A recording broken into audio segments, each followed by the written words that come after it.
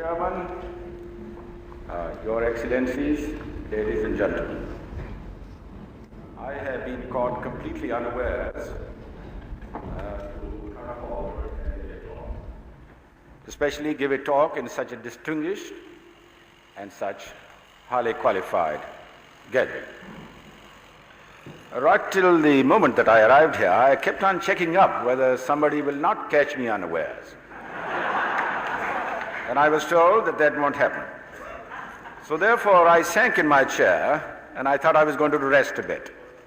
But when I was told that I got to talk, I started paying more attention to these speeches. And I must tell you that I've been most impressed and most inspired.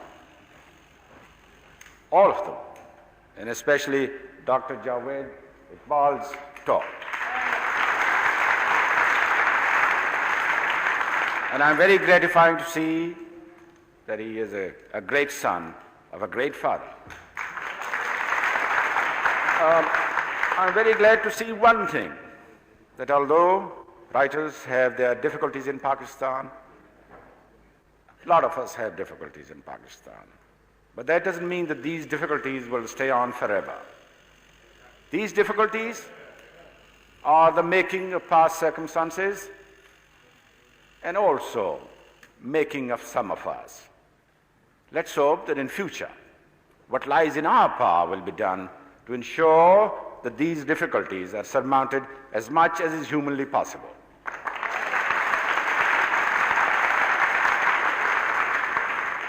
I'm also glad to see a fighting and a creative spirit amongst all the speakers, a feeling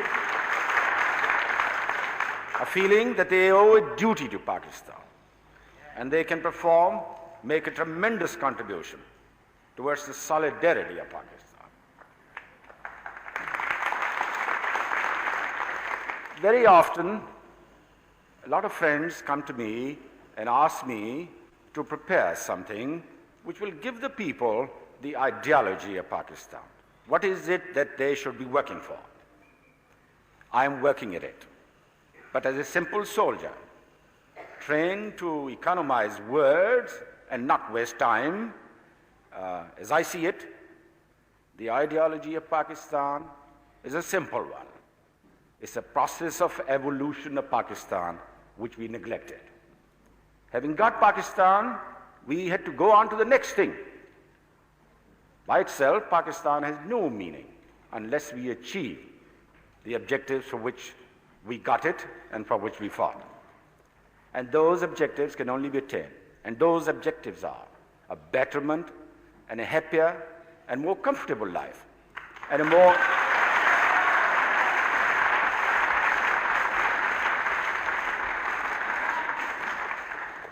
fuller and a more creative and a more assertive life for the people of Pakistan. That has to be the ideology of Pakistan. Now let's see how can that be implemented.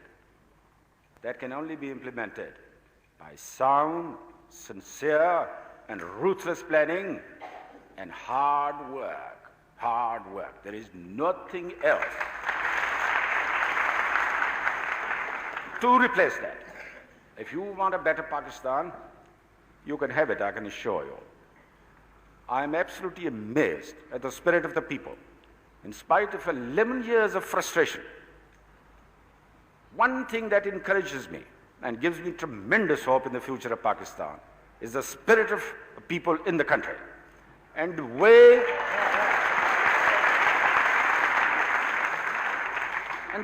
that they have risen to the occasion, the way that they have revived their spirit. It was just there. It had to be given the opportunity to come up and find its natural course, creative course.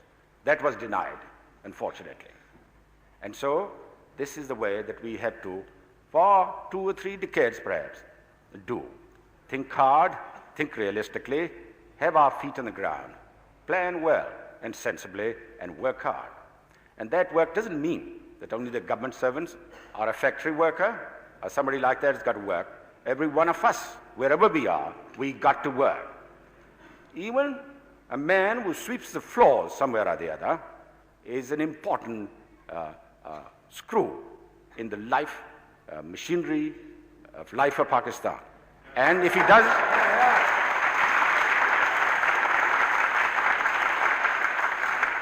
and I like to see that he sweeps a little better, with a little more gusto, and takes pride in it. And that's got to happen all along, everywhere, in every walk of life. Let's take pride in what we are doing. Let's be absolutely confident that we are going to do the right thing. Now, in that scheme of things, the writers have a tremendous contribution to make. They can make a tremendous contribution, and they must make it by their writings and directing the people's attention from undue materialism. You cannot cut out materialism completely in this world, but directing it through the channels of the spirit of Islam, so that you move quicker to your destiny, and you can move quicker. And that's the only way you can move at all, quick or slow. And that is what's got to happen. Today, we are under tremendous fire from all directions. The whole mankind is under tremendous pressure.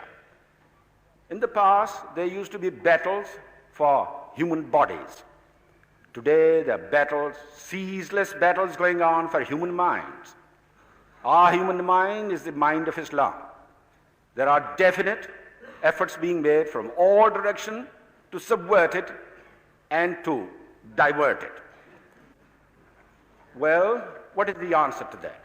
Does it mean that we go back to the shell of medievalism, shut ourselves in somewhere or the other? Can you do that? No, you can't do that. So what you got to do is to express the principles of Islam in the language of the modern man. And the language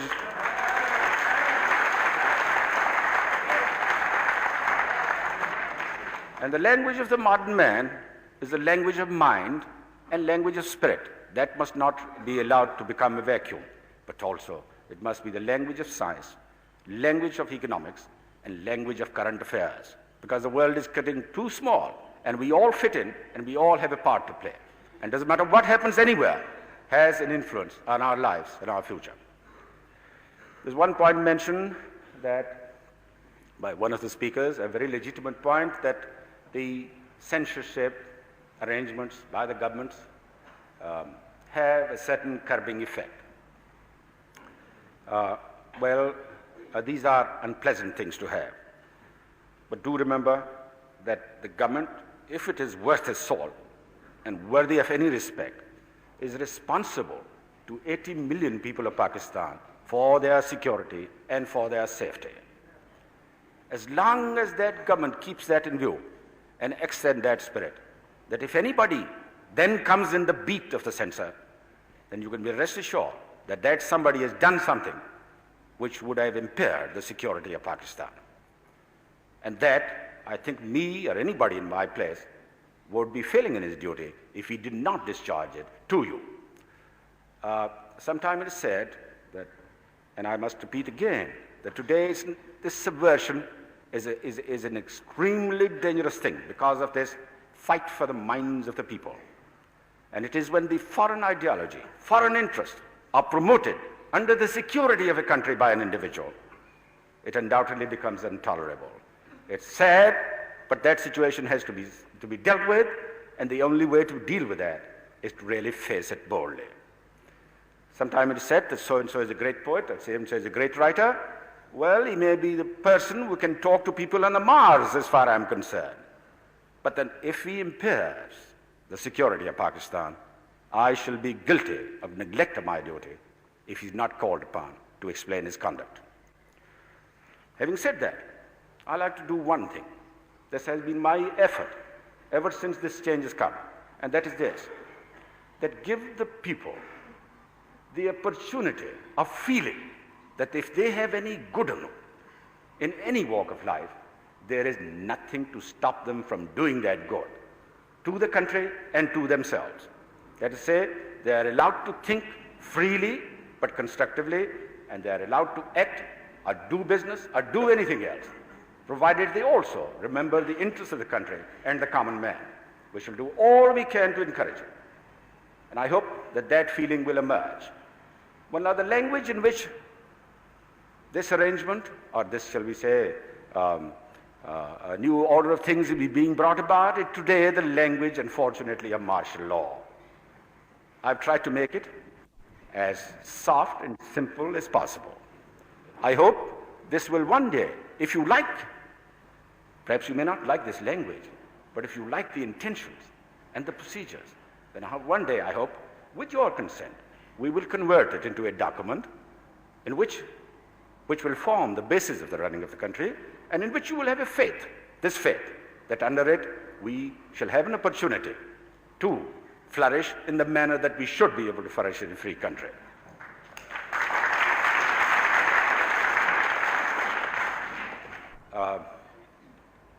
What else am I going to say? Well, I've taken a lot of your time. I'm very glad that so many of you have come. I think it's a wonderful thing. The more you meet, the better. You have certain difficulties financially. And may I say, I may be able to rake up about 10,000 rupees from somewhere.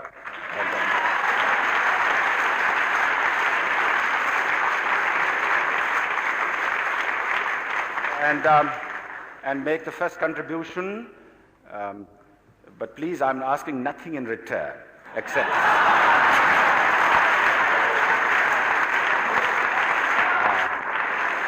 as long as it's used in the service of Pakistan. Well, I thank you again for your kindness for asking me. And as I say, I've been caught completely unawares. And to talk in such a distinguished gathering is not an easy job. Thank you.